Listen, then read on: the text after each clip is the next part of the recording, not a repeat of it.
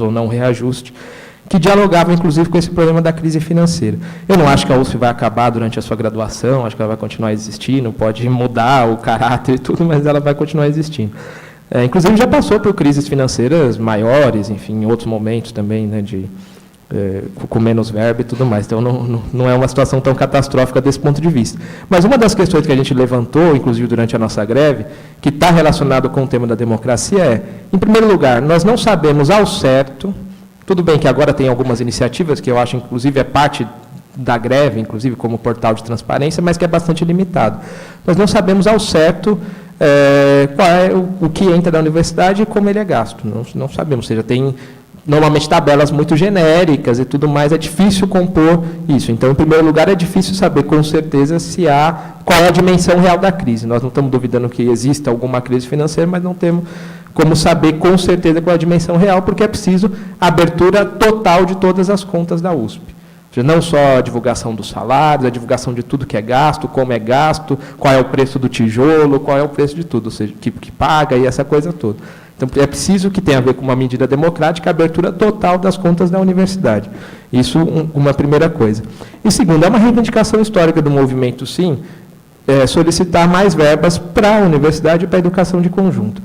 Eu compreendo e concordo em parte com o argumento que o Rodrigo levanta, de que a USP é uma universidade bastante elitista, né? Ou seja, então, no fundo, exigir mais verbas para essa USP como ela é hoje significaria exigir mais verbas para um extrato social de classe média como mínimo, que é quem entra na USP e tudo mais, porque isso tem a ver com a composição social hoje, principalmente do corpo estudantil da universidade.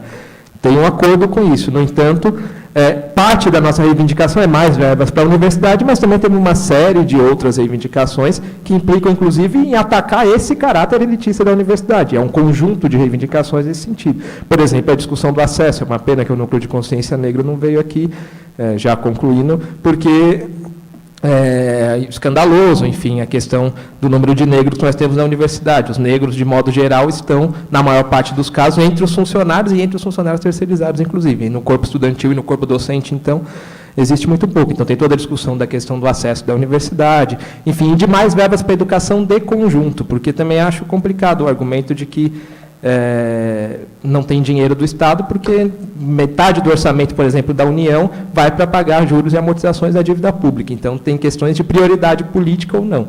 E essa é a discussão que a gente faz. E manter os direitos trabalhistas, na nossa opinião, é o mínimo, né? Ou seja, que se a gente corta os direitos trabalhistas, isso tem impacto na vida individual das pessoas, mas também vai ter impacto na vida da instituição.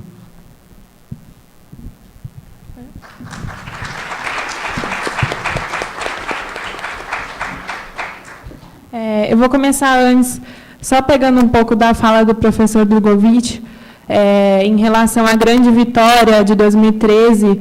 Eu acho que é simbólico que a forma como se tenta tanto explicar e detalhar o que foi essa vitória e a gente não entender nada significa o quão significante, na verdade, foi a vitória que aconteceu, porque depois de toda a greve que teve na Universidade de São Paulo, que mais ou menos 80 cursos entraram em greve pedindo uma mudança na estrutura de poder, hoje 2% da universidade decidem sobre ela, sendo que desses 2%, da forma como o Reinaldo falou, a proporção é completamente absurda. Então, começar falando só isso, e eu queria responder primeiro a pergunta sobre os professores, sobre os supersalários, que foi como a gente chamou aqui, e como saiu nas mídias, como apareceu. Eu acho que essa é uma questão muito complexa, mas eu vou falar um pouco do que eu penso sobre isso.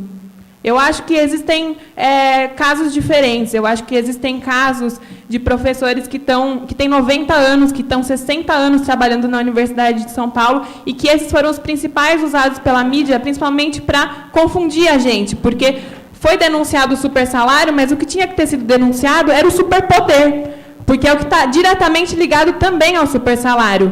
Eu acho que o que tinha que ter sido denunciado eram professores que, sim, estão há mais de 5 anos na universidade, não fazem pesquisa, não dão aula, e isso acontece, e que tem os tais supersalários.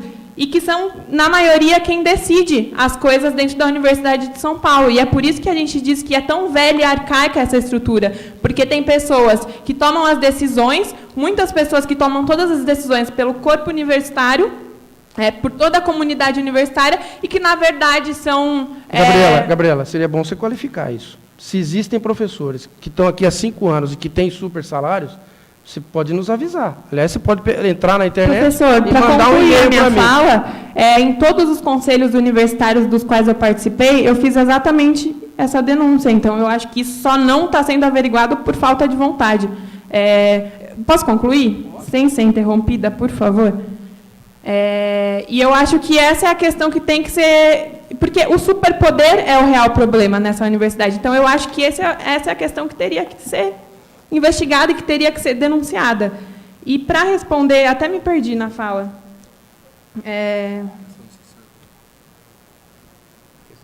Só para terminar isso, que a questão é que não... o menino me fez a pergunta do DCE, né? Eu me perdi agora para concluir o que eu estava falando.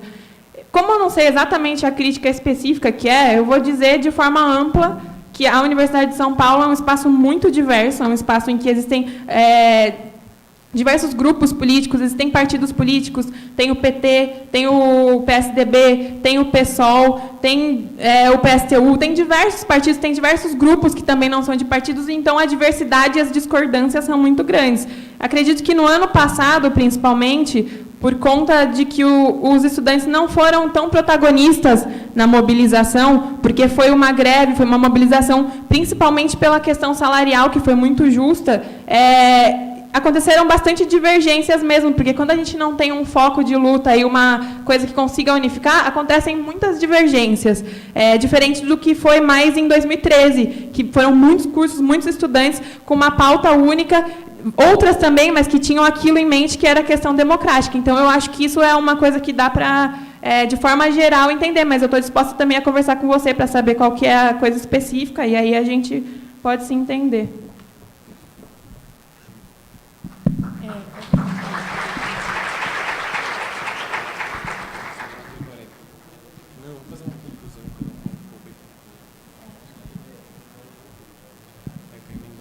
Faz as perguntas e conclui tudo.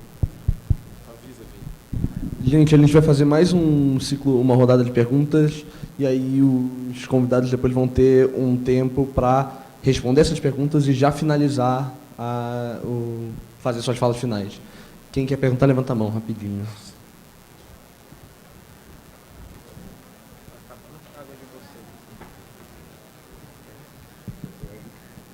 Tá. Boa tarde, meu nome é Rafaela, eu sou obstetra de economia.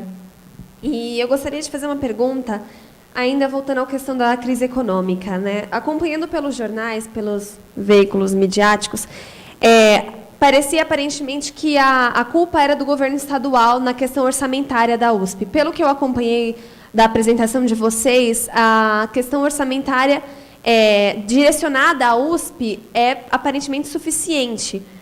Então, eu gostaria de saber, assim, qual é a real causa dessa crise, se há uma investigação para analisar quem são os responsáveis, por que a gestão não teve uma capacidade de prever e prevenir essa crise, e para evitar até mesmo uma crise futura, porque se ela já aconteceu outras vezes, como foi citado pelo nosso líder sindical, digamos assim, por que ela não foi evitada de alguma forma? Aliás, como muitos falaram, nós estamos numa universidade que possui uma elite econômica, mas eu acredito que não só econômica, é intelectual. Nós estamos numa faculdade de economia, e uma faculdade nesse porte passar por crises financeiras, sendo que nós temos, acredito que, pessoas capacitadas, com tantos conselhos que já falaram, que eu já até perdi a conta de quantos conselhos são, para gerir, para dirigir essa faculdade, nós entrarmos numa situação como essa. Essa é a minha pergunta. Como?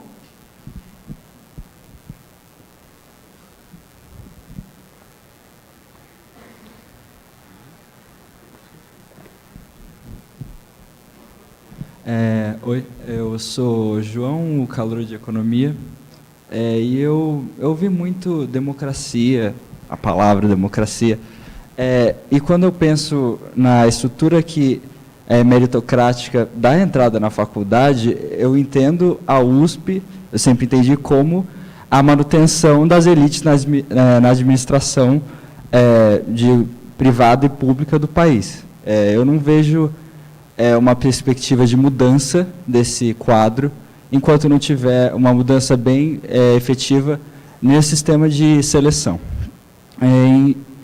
E quando vocês falam de igualdade e democracia e representação, o que fica na minha cabeça é que não tem um representante do núcleo aqui, e como o núcleo não está num estado terrível, e como ele não é formalizado e aceito formalmente pela universidade e sofre todas essas injustiças, etc.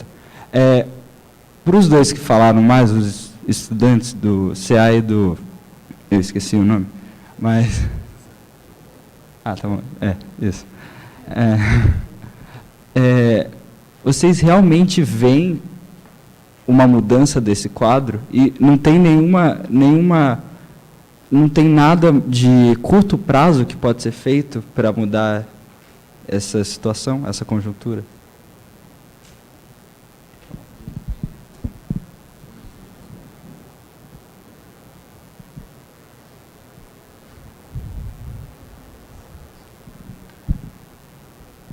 Oi, meu nome é Raíssa, sou bichete de atuária. E a minha dúvida é, por que o reitor é escolhido pelo governador, se o governador não estuda aqui, porque ele não representa, o reitor não representa os interesses dos estudantes se ele é escolhido por governador. E eu queria saber o porquê disso ainda, apesar das mudanças que o professor falou, ainda é muito indireto o modo de escolha. E eu queria saber por que o reitor não é escolhido pelos estudantes para ele poder representar os nossos interesses.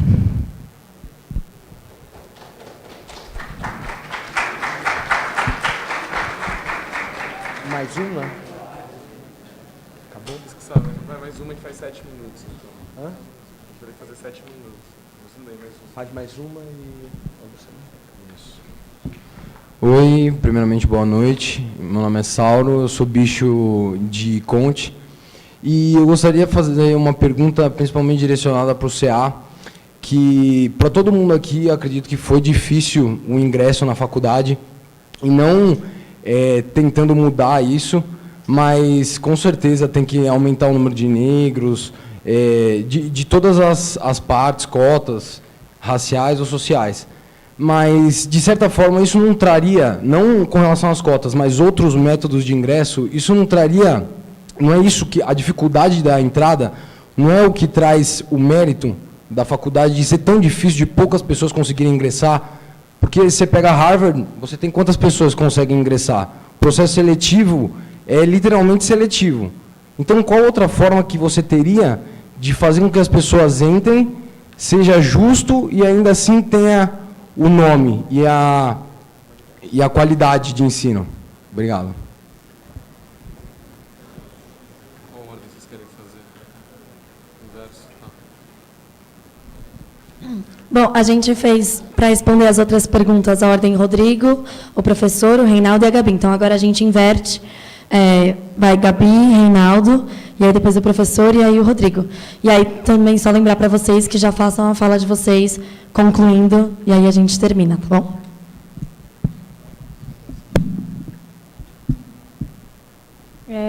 Eu vou começar respondendo a pergunta da Rafaela, porque acho que dá para fazer um panorama geral e acabar respondendo várias, não vou conseguir falar sobre todas. Mas acho que a crise que surgiu foi uma crise, pela incompetência de quem estava gerindo, porque se a USP tem tantos recursos, como que a gente pode entrar numa crise dessa? Mas também tem outro lado de que desde 1995 vem surgindo novos campos, quadro de professores dobrou, de estudantes também, e o orçamento é o mesmo. Mas esse é um debate que talvez alguém queira aprofundar depois. Mas eu acho que isso também se liga, vou puxar um pouco da fala de novo do professor Drogovic, sobre a questão do subsídio do governador do Estado. Porque, sinceramente, professor, subsídio é o que eu recebo no meu estágio, que eu recebo R$ 800 e 300 é para ir voltar do estágio e comer. Então, isso é um subsídio. E eu digo isso porque é simbólico que achem que é um subsídio o salário do governador do Estado, porque essa distância econômica, essa distância